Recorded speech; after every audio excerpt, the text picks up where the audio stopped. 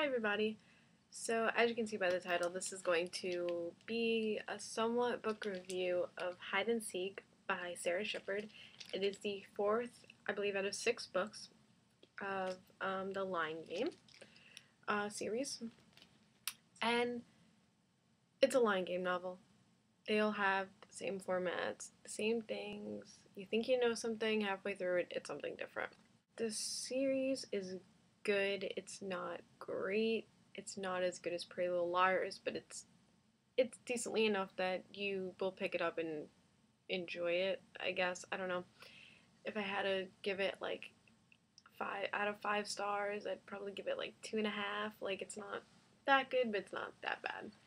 This is how big the book is. I've read it. I started it on my way to a job interview, and I just read the last 100 and something pages within about an hour. So it's a really easy read to get through and be like, oh wow, I finished it already, oh my goodness. But yeah, this is the spoiler segment of the video, so you might not want to watch the rest of this. But if you have not picked up the Line Game, do pick it up, and then let me know how you feel about it. It's not a waste of time, but it's not the best book you've ever read either. I don't really know how else to put that.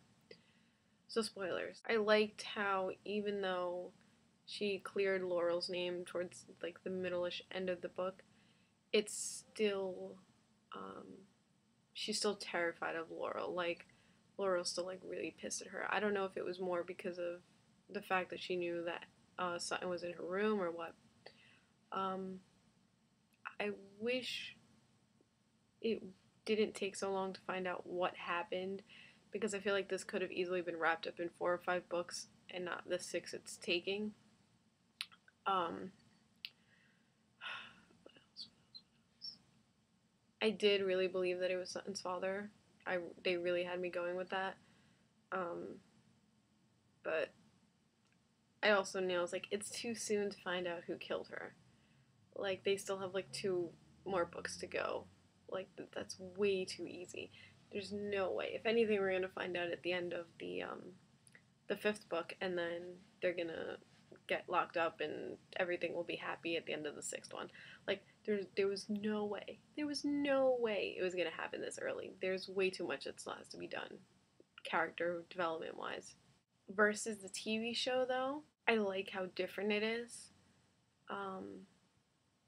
I didn't really like the show at first. I thought the characters and the acting more was really bad. But when I first started watching the TV show, I had only read the first books, so I didn't know anything.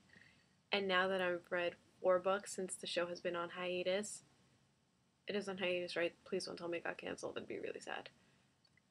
But yeah, when it went on hiatus, I was like, okay, well now it gives me time to read the rest of the books without being really confused. And I like the show more. I feel like in an hour of the show, there's more development than there is in a whole almost 300-page book. And it's one of those things where it's like, does it give the book a bad name, or its namesake a bad name, or does it just like make it like it's a whole different thing? Like, I'm trying to think of what last happened on the TV show.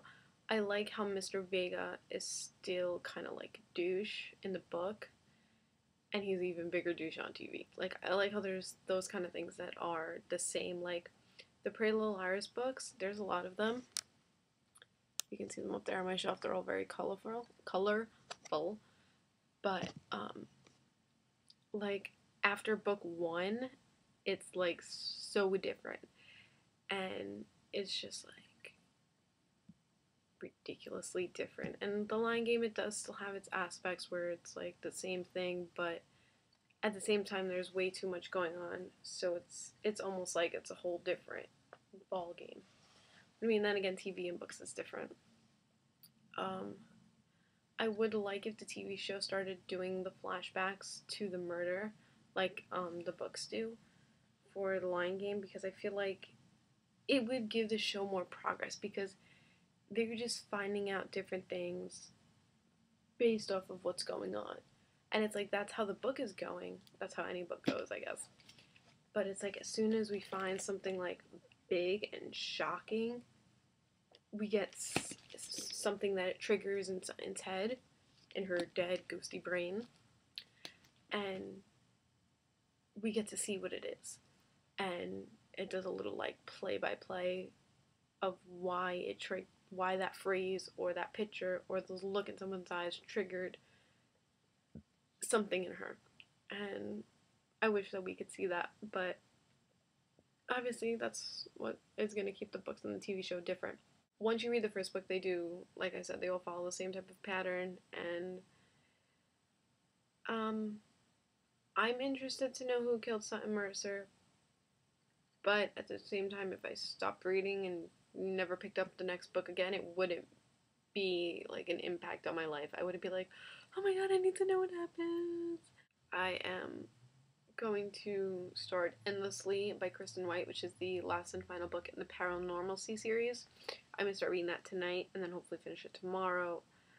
And then I have to go return those books to the library on Saturday or Sunday, because these are due back the 7th. And then I read Before I Fall by Lauren Oliver, and then I finish the Mortal Instrument books because I renewed them because they're huge and I need time for those. But I'm gonna go for now, and keep an eye out on a book haul. I went a little stir crazy on thrift books, and I bought like 3 or 4 books. So keep a lookout for that. That will be coming within the next week and a half or so. So I will see you guys later. Bye! Happy reading!